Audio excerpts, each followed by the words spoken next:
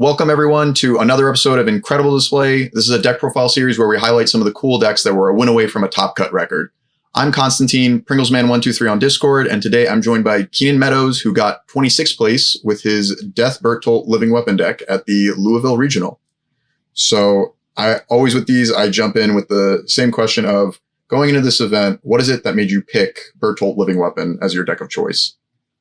Yeah, so I was in the process of trying to whittle down really Bertolt or Ymir, and a big reason for that is I've been playing against I've started this team Block Party along with Ashley, and then we've got Clinton, River, we just added Paul while we were out there. We've got Basil, Ben Lambright. So those are kind of the core group. If I'm forgetting anybody, I apologize. I know there's other people who've been in our Discord, but we've been kind of throwing decks against each other. And one of the people who I've been testing with the most was River. And so when I was picking between Bert and Ymir, I was testing a lot against their Pony deck.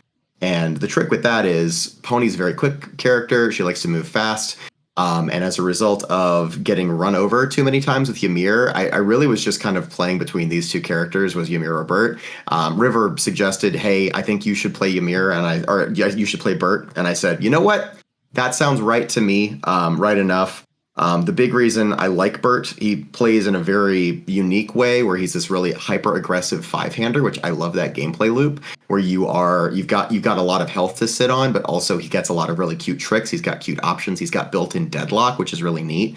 And he gets to take advantage of Bing Bong cards, which are, some of the strongest effects that sort of you don't have to play the card in order to get the advantage. All you have to do is see the card in your hand and discard it or destroy a foundation. And as long as it's going to the discard pile during the enhance step, you get value. And so because you get to see so many cards and you get to do so many kind of off the cuff sort of like improvising on the fly during your turn plays, I found him like a really attractive character for a metagame where I heard there was going to be a lot of Rodan, there was going to be some good 7-hand size characters, but also he's got some really niche cool defense that Death gets to take advantage of with Greater Golem Weapon Clash that lets you have some more staying power than a standard than some of the other packages that exist in the meta. Mm-hmm. Yeah, that's awesome. And so the next logical point to ask you about then is, how exactly are we winning with this version of Bertolt? Because, he has his front side, which is drastically different from his transform side. Yeah. So I only transformed twice all tournament, but that was not the point. The two times I transformed, I lost those games, but I went on to win one of the matches and draw one of the matches. So it was really interesting. I will say it did prevent people from going to deadlock against me, which was super convenient because nobody wants to get their stage smashed down to 3, especially when you're playing gameplay loops like this Bertolt gets to play. So the way that this deck wins is essentially playing as much card pool clear, not as much card pool clearing as possible, because if anybody saw Christos's deck, he was playing another Bert that was playing even more card pool clear. So this is kind of like a middle ground sort of between the Mitchell Cimino, this is the Death deck, but this the Mitchell Cimino Fire Bert front side only, and then Christos's all card pool clear version. And so really you are trying to, on turn 2 or turn 3, sling as many possible attacks as you can, overwhelm the opponent, get as much advantage off the Bing Bongs as quickly as you can, and then smash through before they really get a chance to get set up. Awesome. So definitely we are a front side gamer for sure. We sure are. And just kind of diving into it, you can take your pick as where you want to start with the individual cards in the deck. Absolutely. So we're going to start with the kind of core attack lineup. And so I've isolated 8, or I guess I'll start over here. I've isolated 8 different cards that clear themselves from the card pool. So we're playing 4x Lethal Slash and 4x Dual Needle Lunge. Dual Needle Lunge is one of my favorite cards in existence. I love being able to get free momentum value. I love being able to pay 3 life when I've got 31. Having 28 behind going second or going first feels really still very healthy, and yet you can get some immediate momentum to be able to get value off later. Lethal Slash obviously lets you dig even further through your deck, and if you start with just a hand of Dual Needle Lunge plus Lethal Slash, you get to draw 4 more cards. Any additional draw you get after that, suddenly you're kind of off to the races, and it sort of establishes a really terrifying board presence where your opponent is already on the back foot. they're already starting to think about blocking with the attack cards in hand, because I mean, Bert's giving 2 damage to most of your moves, so like throwing 13 out of a fully clear card pool that lets you see 5 cards, because lethal lets you draw a card, is just really strong. So this is kind of the core of the attack line. And yeah, I think that's pretty self-explanatory, genuinely. I was actually only running 3 lethal slashes up until right before the tournament, and then Ashley was testing this deck a bunch, and she was like, I think we should just play 4. And I was like, yeah, no, that actually makes sense, and I think it was worth it. One thing about the 2 check is I did tend to trip on it, so I would get my opponent on like turn 2 down to 3 life and then just mash the 2. That happened in multiple games, which felt kind of bad, so I might actually play a thicker build moving forward. But it's still, I mean, insane amounts of value in this character. Yeah. And I do have a quick question with it, at least for your build turns. Would you respect it, or would you still go on a 2, on a 3, on a 3, on a 3? It's really going to depend on the nature of the hand shape. So there are some times where you just have to respect, or there are some times when you don't have any choice. So if I mulligan my hand and see 2/2/2, I mean, we're playing it regardless. If I've gotten myself into a position where I've got a 3 check in hand, we'll pull some foundies out here. I've got like a 0, a 2, a 1, and another 2. I would traditionally, going first, I would go 2, 1, 0, and that. However, you trade that dual needle for a lethal slash, and suddenly I've got less odds of hitting, and so I'm much more likely to play this in sort of a normalized safety 3s configuration. So I was really paying attention to what I saw, especially if I'm in the middle of a build turn and I hit the 2 on the first one, I'm liable to switch. So if I hit the lethal slash immediately, I'm like, all right, well, maybe it's actually good here. So I'm really trying to pay attention to those numbers as they come up. Gotcha. Yeah. So that is our card pool clearing package. So to facilitate Bert's insane love of filtering through cards and throwing cards into his discard pile, the next thing I'm going to kind of cover is the core of the deck itself, which is the Bing Bongs. We play, I want to say it's 27 Bing Bongs in deck. And so the best ones, of course, are going to be your cards that let you draw more. So Wish Heart and Feral Shriek. Anytime those hit the discard pile as a result of a discard, we get to draw more cards with Bert.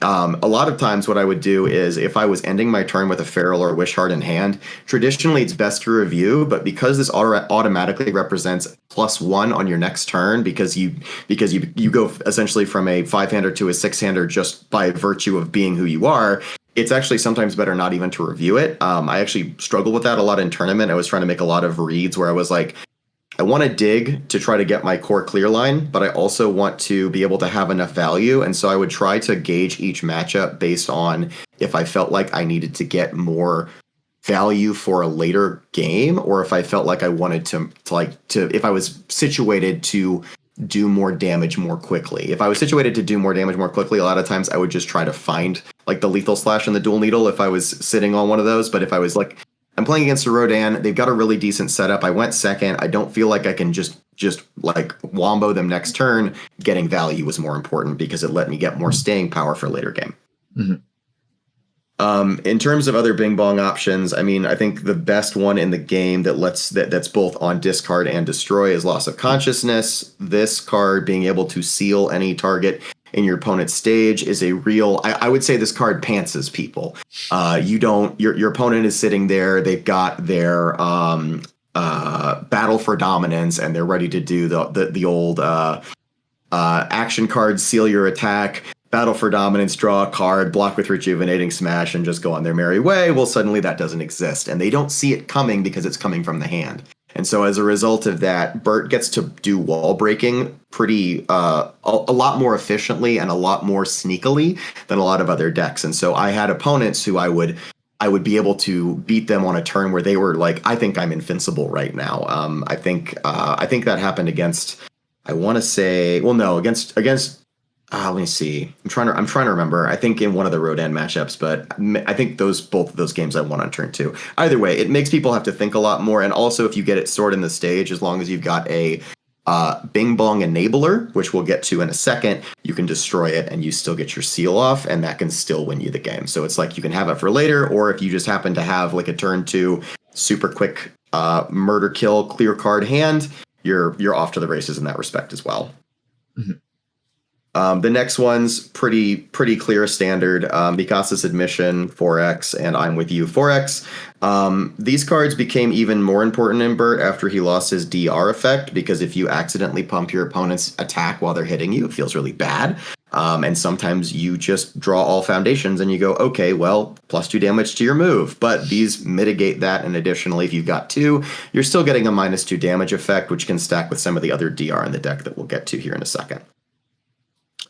Last but not least, Unabashed Manner and Hostile Introduction. Unabashed is just kind of like a Mikasa for later. It's really useful in a string deck where we know that we're trying to draw into more attacks to play more attacks, to draw more attacks to play more attacks. So you tend to be getting value off of that. Hostile, I just other than the obvious zero diff Botan's coaching, I just didn't see another one that I was like that excited to play, and so being able to have another zero diff helped me play around the 2s a little bit better, and also you're just getting random value of burning them for 1, which, you know, burn with Hostile, and then we've got Sweeping Daggers in the deck as well, so burn with Sweeping Daggers. You can kind of start to chunk people down and put some additional pressure on them, even during their turn, which is cool. Mm-hmm. So that is Bing Bong City. So next we'll get into the Bing Bong Facilitators. Obviously, Bert is your big one because he's always in play, and you can always draw cards and discard cards and get value. However, we also play a group of Facilitators, Weapon Clash, Rash Decisions, Botans, and then I had a 2x Radiant Visage. Really basically never drew it all 8 rounds. I think I saw it like once, which was crazy. And even when I activated it, I didn't hit a single one, which was wild because, again, we're about half, though, you know, some of them only trigger on discarding from hand, but most of them don't. So we really missed on Radiant. The idea behind Weapon Clash, obviously, we've got this Death DR package that I was talking about earlier. So if we happen to rip double Mikasa's Admission or I'm With You, or we can discard an attack in one of these, we're getting -2. Stacked -2 here, and suddenly your ponies that are doing 4 damage are doing a lot less damage. And you can, you know, you've got 31 life, so you can tank a couple hits and deal with that okay. Additionally, oftentimes, if I'm building this going second, I'm just flipping it as soon as I possibly can if they start to poke me. Because if I end up with 5 or 6 foundations on 2, and I just happen to rip enough of these cards, we're winning the game pretty handily. Rash Decisions, really in there to trigger Bing Bongs that get into my stage, and we have to build them. Obviously, there's 27 cards. Most of them will trigger on destruction, and so being able to add a little bit more damage, being able to sacrifice. The other one that I was weighing was the Karasu 1/4 that lets you add stun 1 to an attack. The 4-check was really unattractive, especially when we're playing Dual Needle in the main, and we do end up with a card in our card pool every once in a while. It's just helpful to be able to pass our checks a little bit better. But definitely, I think that if I had that card as a side, inside as like a wall breaker, it might have helped me against some of the Rodans. So definitely something to consider if you're looking at playing this deck. Botan's Coaching is just another Bert activation, lets you dig a little bit deeper, lets you trigger some Bing Bongs, lets you go down to 0 cards in hand. I did that multiple times throughout the tournament. If I felt like my opponent was playing a slower deck, that made it so that I had the option to just like hyper build, especially if I ripped enough Feral Shrieks and Wish Hards through and got like this mass build out. I would just dump the hand down, keep a boats. If you boats on their turn and you draw into a Wish Hard, or you draw a card and then you Bert into a Wish Hard, suddenly you were a 5-hander. You probably got some ferals off in the last turn, so you might be a 6 or a 7-hander. You boats and then you draw into ferals. You become an 8-hander on defense. So it's got a lot of potential there. Additionally, being able to use this to just like dump a loss of consciousness on their turn to seal a Science Bros, or, Bert to do the same thing. That definitely saved me 1 game against a Rodan. So super clutch, obviously one of the best. It's probably the best zero diff in the game, bar nothing. I can't think of a better one. Yeah. Last but not least, I'm sorry, were you saying something? No. I was just agreeing with you about Botan's Coaching being so powerful. Yeah. It's strong. Last but not least, Radiant Visage. The idea behind Radiant Visage, I mean, we kind of already went over, was for Bing Bongs, but additionally, like, I'm playing a 5-hander. I'm not always going to get the right block zones. I'm not going to always be able to pass the blocks. And so a lot of times if you are going into turn 3, you went second, your opponent poked you on 2, they have momentum. And so being able to take that momentum can take a little bit of that sting off, can take a little bit of their kill potential away, especially Rodan's playing like Ice Sword Execution or, anyone who's using like powerful moves or echo moves. If you can just steal a momentum before they can actually use it to kill you, it buys you a turn. And oftentimes we're talking about just individual turns throughout the process. So I played some momentum hate in sideboard as well for going second.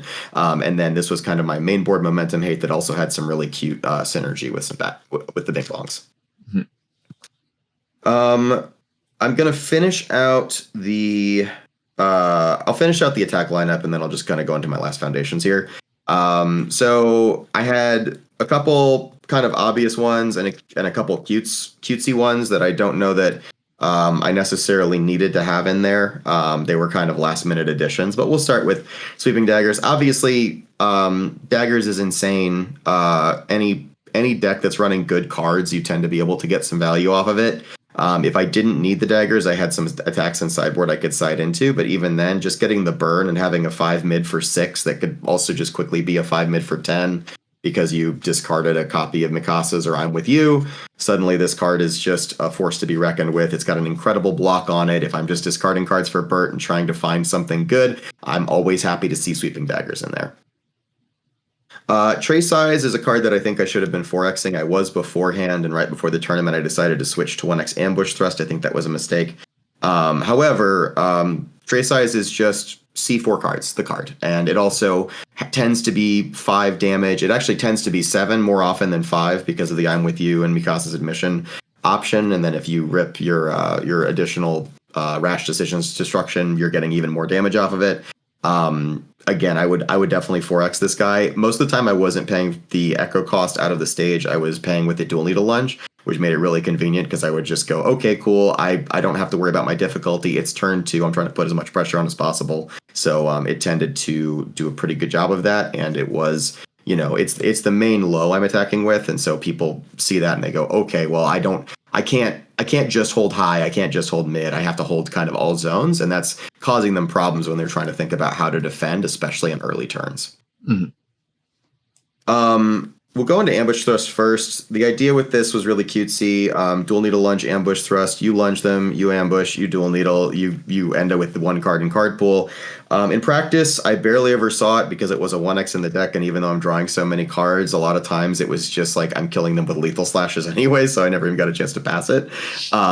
It's a little bit high difficulty. I think if I was going to try a version with no lethal slash, this might come in as more of to try to get as much value out of dual needle, but even at that point it's a little bit okay. Thing that I really like about it though is it's super versatile because it also gives itself +3 damage if your opponent's starting to commit out. So late in a string, I definitely won a game because it was just 9 damage on a 4 diff for basically free, which was great.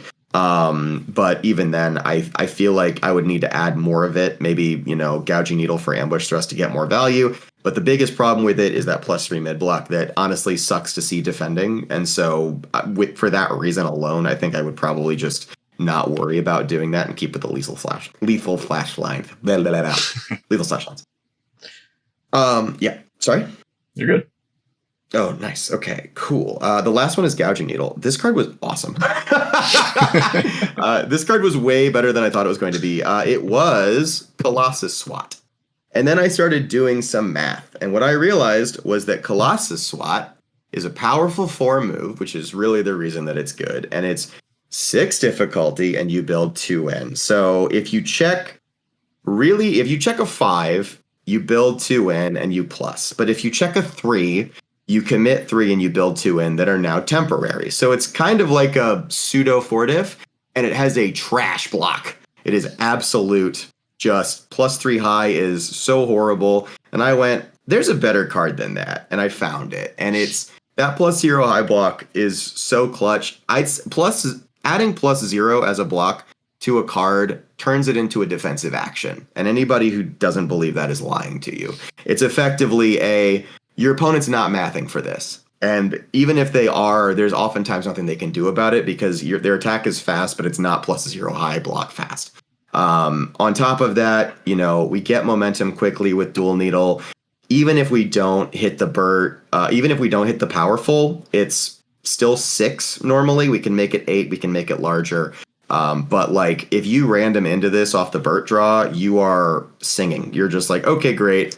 I'll let you attack me until it's the last thing. I'll block it. You commit it out. And as long as I can turn around and just find some orange, we get to win the game. So I found like I liked SWAT a lot in the deck, but like the more we were testing it, because like I said, both Ash and I were playing this deck, the more it was like, this card is heavy. And when you hit that 2 on it, you just feel so bad and your turn feels over. And sure, you built 2, but now you have to just like raw dog a bunch of checks and it just doesn't feel great versus like, I can pass this after I have cards in my card pool. If I've got a face down tray size and I played at Sweeping Daggers, that's on a 6. SWAT's on an 8. And boy, is this deck not here to check 8s.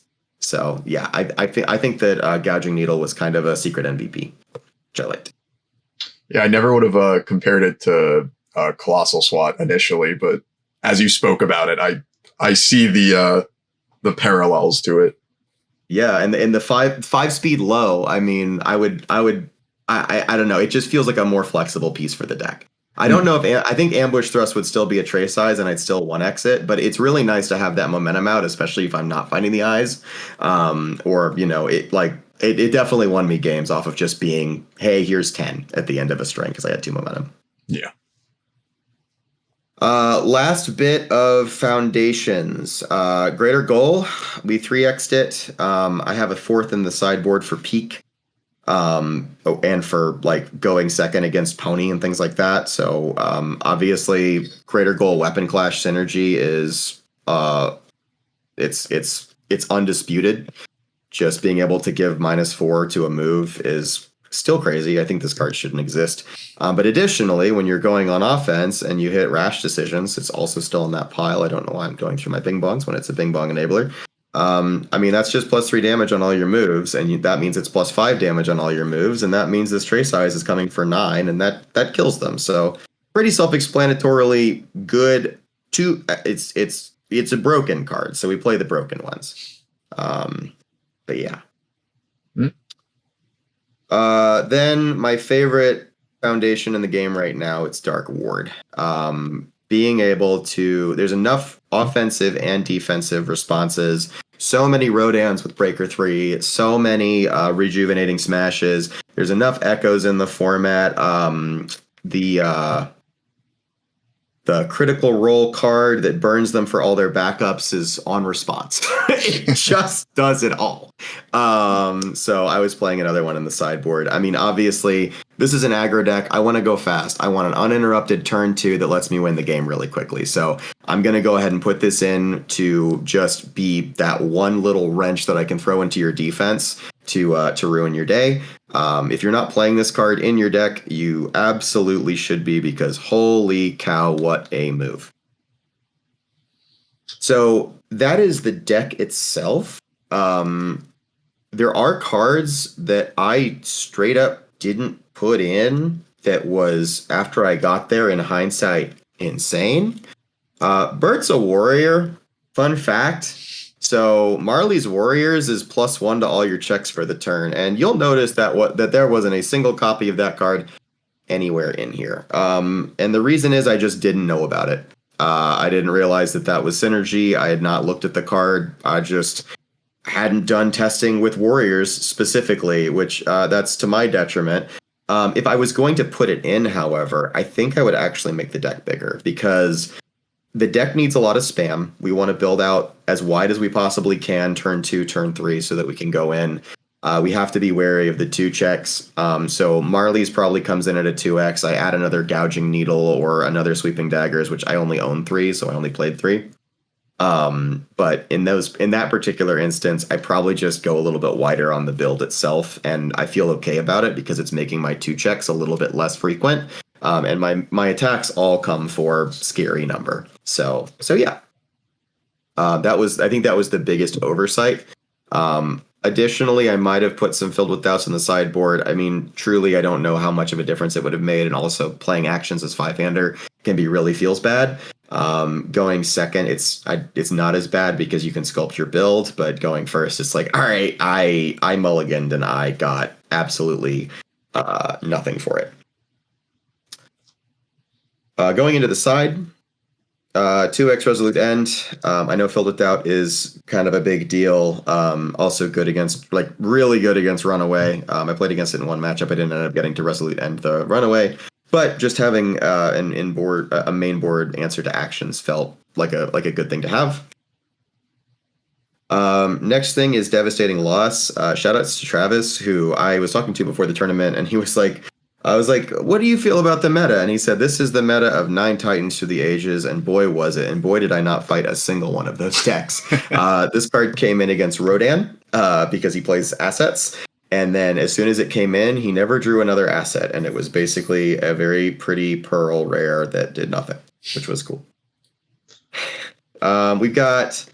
I'll talk about Always Cool. I mean, Always Cool, it's a nice card to have going second because you can build. Obviously, if we're planning on going second into decks that are trying to kill us with big damage attacks early, it's nice to have as like an option to side in to be a little bit more defensive on when we're on the back foot. I'm typically not putting this in going first unless I'm playing against something that's heavy disruption that I'm expecting to not be able to break through early so that I can have some staying power later.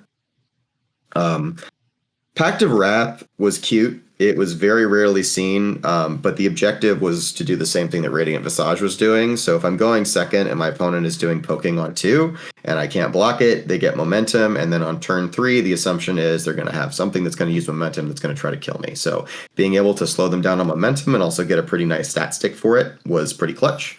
When I say pretty clutch, I mean it was clutch in theory. In practice, it was, I think I discarded 1 momentum with it the whole weekend. It was also an option if I, like, Sweeping Daggers is really not doing anything, I could bring that in. But Sweeping was kind of always at least a little bit relevant. Copied Titan Cliffs. I think I copied somebody else's. I definitely got my Dual Needle Lunges copied. But yeah, there was always something to do with it. Copied Ice Sword Execution, things like that. So I mean, like, Daggers is goated and it will be goated until it ideally gets some sort of touched in some sort of way. Greater Goal, get some damage reduction out there, help facilitate against Pony, help facilitate against going second against aggressive decks, and then Dark Ward, obviously, if they are a heavy response, heavy breaker sort of option, we're not interested in dealing with that, so we're going to clear that away and make it go out. Yeah. Yeah. I was going to ask one quick thing. Typically, what would you be citing out for, say, like the Resolute Ends or the Always Cool? Because you have a lot of engine pieces in your deck. What a great question. I had one card I cited out, and that was it. And boy, did it hurt so much every single time. So I would, in a world where they're not playing a ton of Breaker or the cards that I was aforementioned moves, Dark Ward was the one that was coming out. And I think it came out once because otherwise... the card that came out was Unabashed Manner, which is a really weird card because it's part of the engine. But in reality, like, if I have to have a card to discard at the end of a string because it has to have the 2 damage I need to kill you, I'd much rather have +2 damage on this move than necessarily having +2 damage on the next move. I never wanted to be caught in a situation where that +2 damage on the next move needed to be on this move. I think I sometimes hit Radiant Visage, but even then it just felt like that was the better one to do it. Genuinely, the deck is so engine focused that it was very tight. It was very hard to kind of drive away from. And so I would just sack some spam and say, I need to be a little bit more control-y, which helps going second. Going first is a little scary. And actually I would be like siding things out to put the 1 diffs back in going first. So I was trying to be very cognizant as I was like between games of like, all right, so I'm going second, so I'm going to put the heavier cards in and try to sculpt around finding some spam early versus I'm going first. I'm going to try to put more 1s in, but if I really need to find the Dark Ward and stuff like that, we're just going to YOLO and hope that our checks don't screw us. So yeah. Fun last fact, I did get to pick up this very nice chrome while I was there. Shout outs to Rochester CCG. They hooked me up and I was very grateful. It's also number 75, which is pretty cool. So yes, if I could give a shilling shout out, I would shout out Rochester for. I also think that that there's plenty of gripes going around about the tournament itself, but I know that Sean works very, very hard to put all these together. His team works incredibly hard to get everything together, and I got a very nice Chrome, and I was very happy about that. Even though every single time I flipped him over, I lost the game, which is hilarious. Not pay to win, Bertolt deck. We do not win. Pay to win. Not at all pay to win. Good Lord. I mean, I guess daggers is probably pretty expensive, but beyond that, I mean, I think maybe Feral and Wishheart is a little pay to win, but yeah, nothing. It's not like one of those backup decks where every single card is $28 because my God, what are we doing? But yeah, truly. But just quick thing about, as you were talking about the event. Yeah, the event was amazing, and huge shout out to everyone that was working on it, running it. I want to continue giving you the floor, not just Rochester. Do you have any other shout outs you want to give? Yeah, I mean, shout outs to Team Block Party. Obviously, it was kind of our it was our debut, so I was very happy that so many of us were really in that top echelon. I loved Tam's sort of like write up for like the graphics that he had for all the teams. I felt very, very honored that our very first one was, hey, Tam was going to lay out to make these incredibly impressive graphics and put all this together. And it was really, really cool. I really want to go back and see this stream, but it was really cool. Like, he sent me the finalized, like, here's where your team ended up, and getting to see everybody's names up there and everybody's record and everything was so cool.